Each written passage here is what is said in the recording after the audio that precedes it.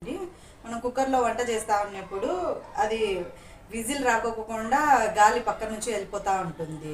అలాంటి సందర్భాల్లో చాలా వరకు మనకు కుక్ చేసే వంట కానీ ఇదంతా పాడైపోతూ ఉంటుంది కదా.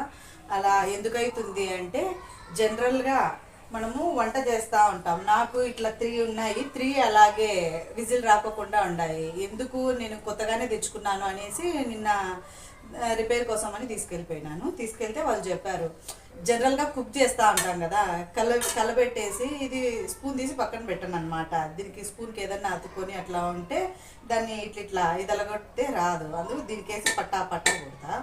అందుకు అది అక్కడ అలాగా కొట్టకూడదంట. అలాగా కొడితే ఇట్లా వారాలు ఉంటాయి కదా, ఈ వార అంతా ఇట్లా ఇది కొట్టేసుకొని అది చిన్న ఇట్లా లైన్స్ అంతా పడింది. 3 దాళ్ళకి అలాగే ఉండాలి, అట్లా లైన్స్ పడి ఉంటుంది.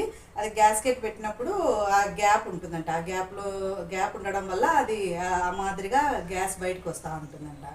అందుకోసమని వాళ్ళు ఇక్కడ అది సానబట్టి ఇచ్చినారు, అంటే నునుపు చేసి ఇచ్చినారనమాట లైన్స్. కొద్దిగా ఇట్లా పదే జరుగుతూ ఉంటే కుక్కర్ పనిచేయదు, కాబట్టి అట్లా చేయకండి అని చెప్పారు వాళ్ళు.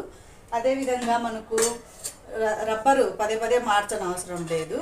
ఈ రబ్బర్ ఉంటుంది కదా, ఈ రబ్బర్ అనేది ఇట్లా కొంచెం వెడల్పు చేసి మళ్ళీ పెట్టుకోవచ్చు. వాటర్లో తడిపేసి ఇట్లా వెడల్పు చేసి ఈ మిడిల్ ఉంటుంది కదా, ఇలా చేసి పెట్టేసుకుంటే ఈజీగా మనకు మళ్ళీ వర్క్ అవుతుంది అనమాట. పదే కొనడము ఆ అవసరం ఉండదు. ఈ టిప్పు యూజ్ అవుతుంది అనుకుంటున్నా. యూజ్ అయితే ఒక లైక్ చేయండి. Thank you.